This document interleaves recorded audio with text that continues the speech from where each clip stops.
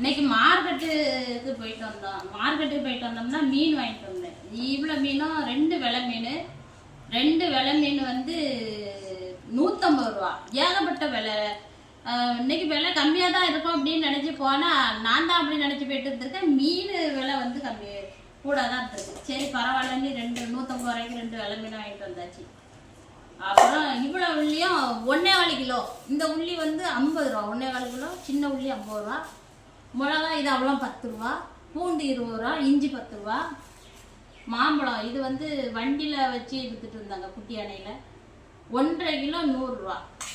அப்புறம் இது என்ன அப்படின்னு கேட்டீங்கன்னா இது வந்து மஞ்சப்பொடி, வாசலில் துடிக்கும் மஞ்சப்பொடி.